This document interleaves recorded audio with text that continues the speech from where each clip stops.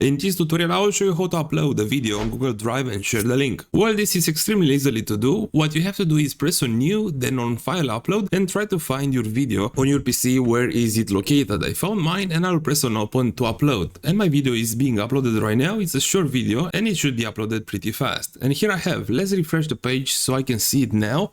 And here it is. If you want to share a specific file from Google Drive, what you have to do is press on these more actions, select share and share one more time. Inside here, you'll find restricted at general access. Let's give anyone with link at permissions. And also if you leave it on viewer, anyone with a link can download it. But if you leave it on editor, anyone with link can download it, delete the files and also upload more files. So I will leave it on viewer just so they can download the video and only that.